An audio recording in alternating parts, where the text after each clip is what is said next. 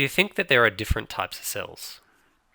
For example, do you think the cells in your body are different from those in yeast or in plants? Well, biologists recognize two types of cells: prokaryotic cells and eukaryotic cells. Prokaryotes are the simplest and most ancient forms of life. These cells lack a nucleus. The pro stands for before, and karyon stands for kernel, referring to the nucleus. So prokaryotic basically means before the nucleus, as they don't have one. About 2.7 billion years ago, prokaryotes gave rise to eukaryotes, whose cells do contain a nucleus and other membrane-bound organelles. The EU stands for true, therefore true nucleus. Prokaryotes are the most abundant and diverse organisms on Earth. All prokaryotes exist as a single cell. They are all unicellular organisms.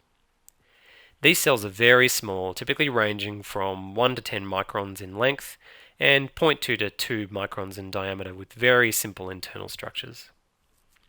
In general, prokaryotic cells have no membrane-bound organelles, which are functional units that are found in more complex cells. Until recently, prokaryotes were classified into a single domain. In 1977, however, microbiologist Carl Woese detected differences that suggested that some prokaryotes represent a completely different form of life, and as a result, prokaryotic cells are classified into two domains: bacteria and archaea. You're probably most familiar with bacteria, as it can cause certain illnesses. Some species, such as E. coli, can cause food poisoning, or Streptococcus can cause sore throats, otherwise known as strep throat. But other bacteria live on your skin and inside your intestinal tract, which are essential for good health. Bacteria are also very valuable in research, food and beverage processing, and pharmaceutical production. For example, yogurt, cheese, and soy sauce are all made with bacteria. In ecosystems, bacteria play critical roles as decomposers and producers. Bacterial cells are structurally simple.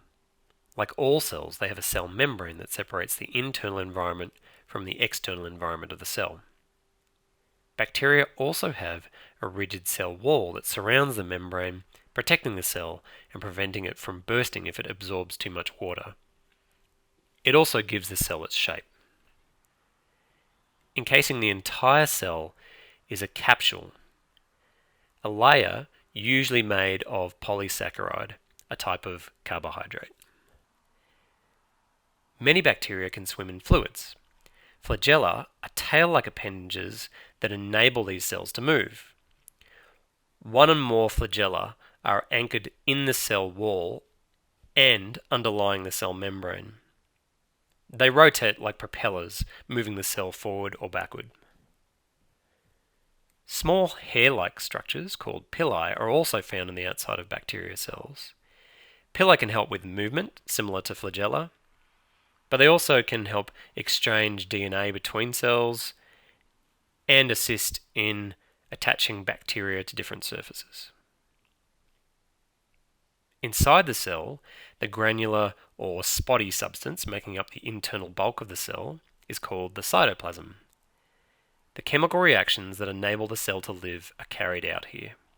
The cytosol is the fluid part of the cytoplasm. The cytoplasm is made up of the cytosol together with the internal structures such as the organelles. The genetic material is not encased in a nucleus. Bacteria contain DNA in a single circular chromosome.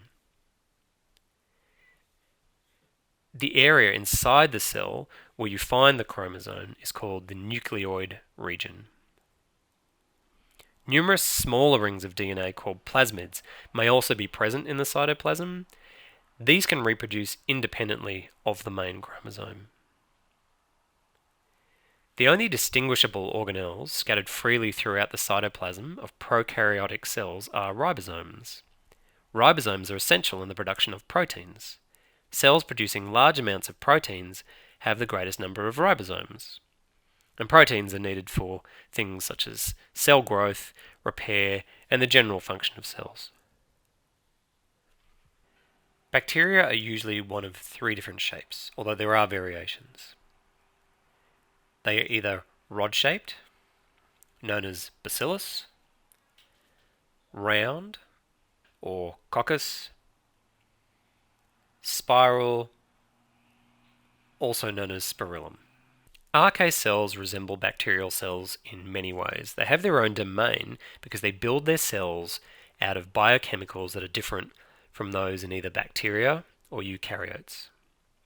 Their cell walls and flagella are chemically unique. Their ribosomes are more similar to those of eukaryotes than to those of bacteria. Therefore, they may actually be more closely related to eukaryotes than they are to bacteria. Archaea were originally thought of as extremophiles because scientists discovered them in habitats that were extremely hot, acidic, or salty. However, this type of cell has now been discovered in a variety of habitats, including soils, swamps, oceans, and even in your mouth. There is a large diversity of organisms, including humans, that are made of eukaryotic cells. These all belong to the domain Eukarya and include yeast, mushrooms, and other fungi. Plants are also eukaryotes, and so are unicellular protists, such as amoeba and paramecium. Eukaryotic cells are larger than prokaryotic cells. They're typically between 10 and 100 microns in size. Similar to prokaryotic cells, eukaryotic cells are surrounded by a cell membrane. They also have a cytoplasm contained inside the cell membrane. However, the internal structure of eukaryotic cells is made up of various organelles. Organelles are compartments that carry out specialized functions, just like the organs in your body, which is where they got their name from. Different organelles carry out different functions or different jobs. They assist in processes such as cellular respiration and photosynthesis. The two most common eukaryotic cells you will look at in a biology classroom are animal cells and plant cells. This is the image of the cross-section of an animal cell, as if you'd cut the cell in half. Immediately, one of the most prominent organelles in the eukaryotic cells of both plants and animals is the nucleus that is clearly visible using both light and electron microscopes. The main molecule found within the nucleus is the same nucleic acid making up prokaryotic chromosomes, which is called DNA. Similar to prokaryotic cells, DNA is bundled into chromosomes that code for the production of proteins. But in eukaryotes, chromosomes are not circular, but are rod-shaped and are visible during cell division. The nucleus is said to be the control center of the cell.